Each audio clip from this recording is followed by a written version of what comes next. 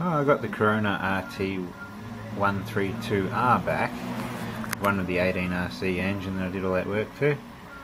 They wanted the air conditioning to work, and the blower fan was pretty much fucked as well. It only worked on high speed and sounded like it was eating itself, which it was. I got it out, I found the top part here had been chewing on something a long time ago, but then the bottom was really hard up against here, and I could see that someone had pulled it out, like pulled the motor section out in the car, which was a bit of a prick.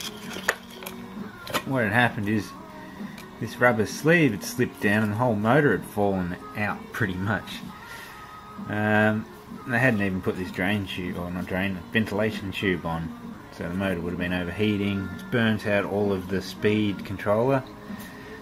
But I put the O-ring back in, it's a sleeve, lubricated it with windscreen sealant, natural drying, non-acid, and slipped the motor back up where it should, and that should cure, and then it shouldn't slide out again. But the motor seems alright, so to find a new one of these might be a little tricky.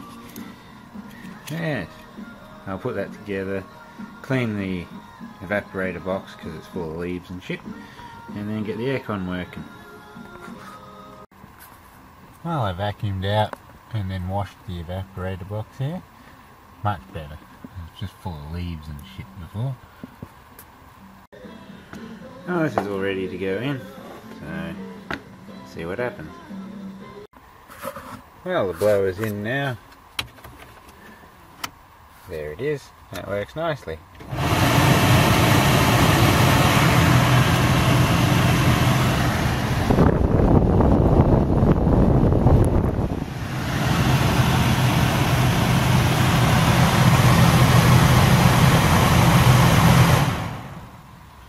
Now I've got to replace that. That's why it has no other speeds.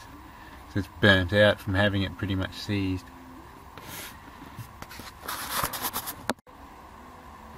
Well, that's one cooked resistor pack. That got very, very hot. They're all just melted.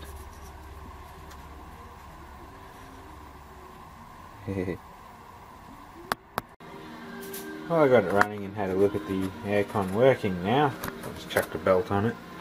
A new pulley at the bottom there.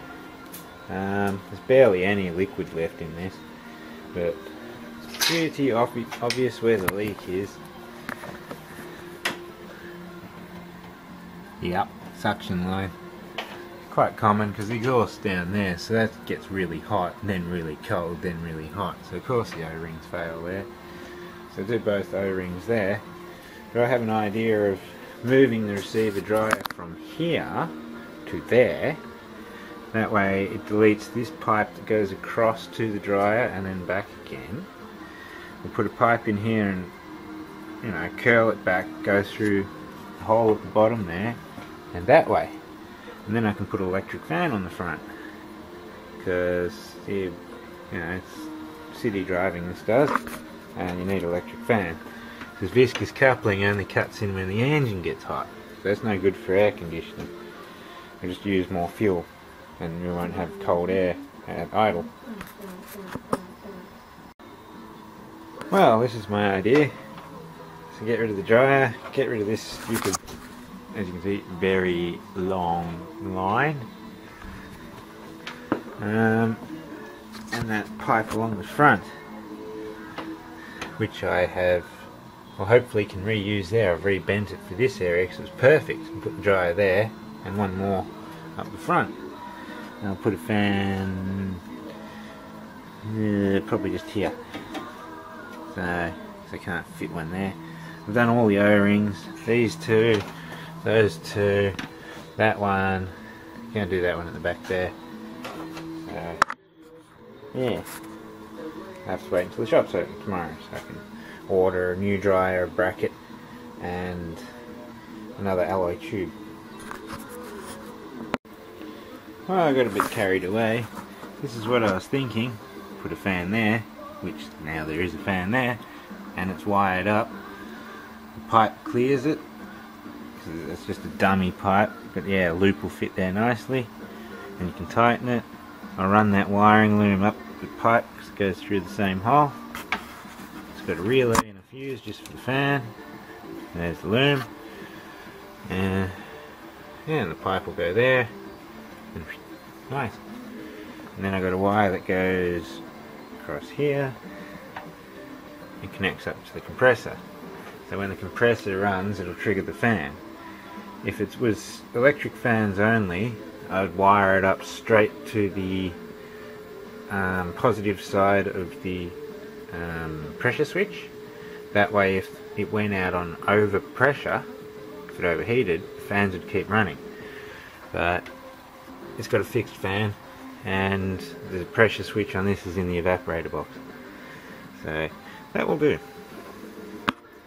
But I doubt this thing will go out on overpressure, and if it did, I'd say the engine would be overheating anyway and time to turn off the air conditioning.